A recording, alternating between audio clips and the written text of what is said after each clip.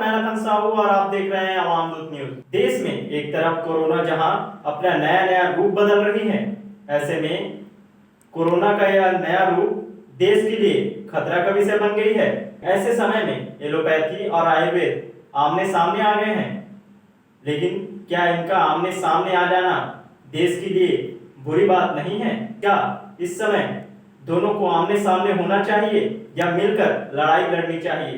दरअसल ट्विटर पर बाबा रामदेव का एक वीडियो वायरल हो रहा है, जिसमें बाबा रामदेव के द्वारा एलोपैथी को ऐसी स्टूपिड और दिवालिया साइंस बताया जा रहा है जिसकी सारी दवाइयाँ फेल हो रही हैं।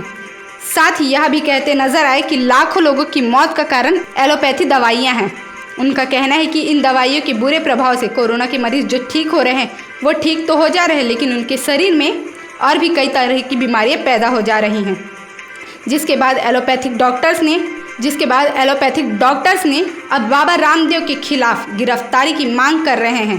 साथ ही दिल्ली की सफदरजंग हॉस्पिटल के रेसिडेंसी डॉक्टर एसोसिएशन ने बाबा रामदेव के खिलाफ मुकदमा दर्ज करने की मांग करते हुए कहा कि बाबा रामदेव खुलेआम असंसदीय भाषा में एलोपैथी की आलोचना और अपमान किया है। साथ ही उनके बयान घटिया और बेतुके ही नहीं बल्कि साइंस का अपमान करने वाले भी थे। एक तरफ एलोपैथी डॉक्टर कोरोना का सबसे ज़्यादा सामना कर रही हैं, दूसरी तरफ ये सज्जन मेडिकल साइंस के खिलाफ नफरत और गलत जानकारी फैला रहे हैं, जिसका परिणाम बहुत ही गंभीर हो सकता है। उन्होंने कहा कि बाबा रामदेव के बयान को हेट स्पीच समझा जाना चाहिए। साथ ही उनके खिलाफ एक्ट 1987 के तहत मुकदमा दर्ज किया जाना चाहिए। साथ ही बाबा रामदेव से एलोपैथी और उसकी प्रैक्टिस करने वालों से सार्वजनिक तौर पे माफ़ी मांगने की बात कही है। बाबा रामदेव के बयान से आयुर्वेद और एलोपैथी एक दूसरे के आमने सामने खड़े हो गए हैं। IMA के डॉक्टर ने बाबा रामदेव के ऊपर FIR और माफ़ी मांगने की बात कही, लेकिन जब देश में कोरोना की स्थिति इतनी भयंकर हो चुकी है, ऐसे में एलोपैथी आयुर्वेद को क्या आमने सामने होकर आरोप प्रत्यारोप करना चाहिए या इस स्थिति में एक साथ मिलकर कोरोना के इस महायुद्ध के खिलाफ लड़ाई लड़नी चाहिए? आप अपने सुझाव कमेंट के माध्यम से दे सकते हैं।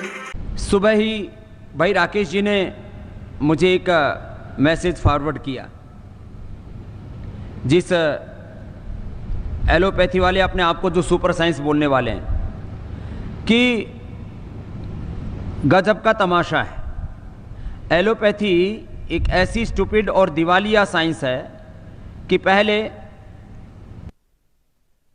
क्लोरोक्विन फेल हुई, फिर रेमडेसिविर फेल हो गई, फिर एंटीबायोटिक्स इनके फेल हो गए, फिर स्टेरॉइड इनके फेल हो गए, प्लाज्मा थेरापी के ऊपर भी कल बैन लग गया, और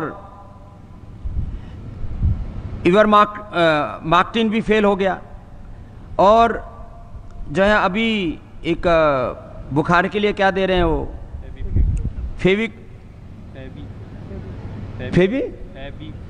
फेविफ्लू, वो भी फेल है।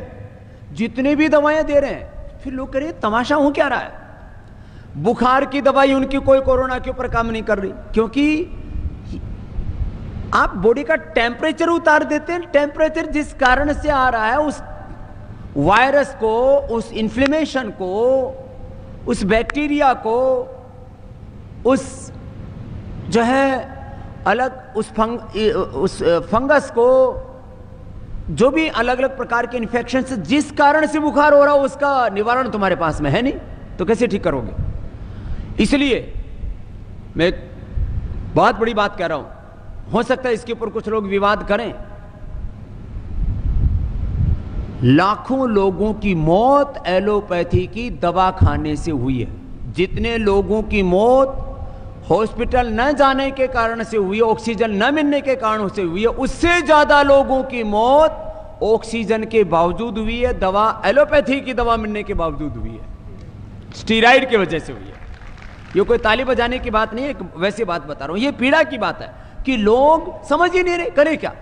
इसलिए अभी लाखों लोगों की मौत का कारण एलोपैथी है। आप कहेंगे फिर, मैं कहता हूं एलोपैथी साइंस पूरी खराब नहीं है। मॉडर्न मेडिकल साइंस का हम स्वागत करते हैं, साइंस और टेक्नोलॉजी का विरोध नहीं है। उसमें जो प्रयोग किए जाने वाले जो अलग अलग जो मेडिसिन्स हैं, जो उसकी अलग अलग थ्योरीज हैं, जो उसके अलग अलग जो फाइंडिंग्स हैं, जो अलग अलग उनकी झूठी रिसर्च हैं, उनका विरोध है। जितने लोगों की मौत ऑक्सीजन ना मिलने से, दवा ना मिलने से, हॉस्पिटल ना जाने से हुई, उससे ज्यादा लोगों की मौत वहां हो रही है और वहीं अब नए उपद्रव हो रहे हैं। कोरोना के बाद करोड़ों लोगों को, कोरोना के बाद कुछ लोग हॉस्पिटल्स में गए, कुछ ने घरों में ही ठोक ठोक के दवाइयां खाई हैं, मुट्ठा भर भर के। होम क्वारंटीन के दौरान डॉक्टर की सलाह लेकर के दवा खाओ, और सलाह दे रहे हैं वो ये सब जहर खाने की। कोरोना के बाद कोरोना तो नेगेटिव कर लिया, वो तो अपने आप ही नेगेटिव हो रहा था, उस दौरान अपना बिगाड़ और कर लिया। क्या कर लिया? लीवर खराब कर लिया, डायबिटीज कर ली, फेफड़े खराब कर लिए, 25%, 50%, 70% फेफड़े खराब कर लिए, बीपी बढ़ा लिया,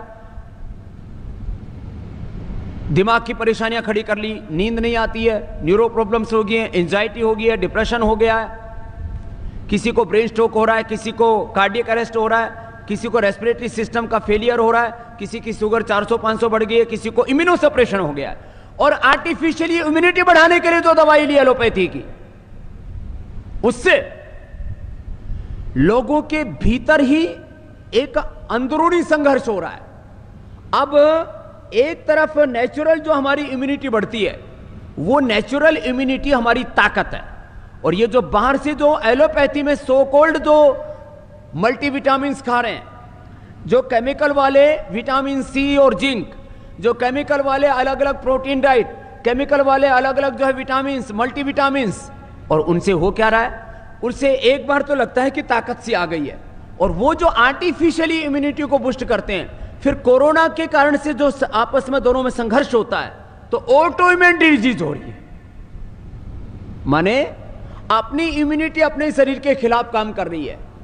अपनी इम्यूनिटी अपने शरीर के खिलाफ जब काम करती है, तो जो कोरोना के अंदर होता है, कोरोना ये क्या करता है? गलत सिग्नल पास ऑन करता है और अपनी जैसी कॉपी तैयार करता है।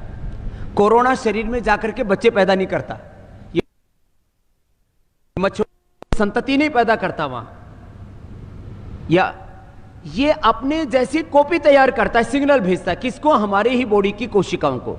इस तरह की तमाम छोटी बड़ी खबरें देखने के लिए बने रहे हमारे न्यूज़ अवाम दूत पर, और नए अपडेट्स जानने के लिए हमारे चैनल को लाइक, शेयर और सब्सक्राइब करें। साथ ही नए नोटिफिकेशन के लिए बेल आइकन को प्रेस करें।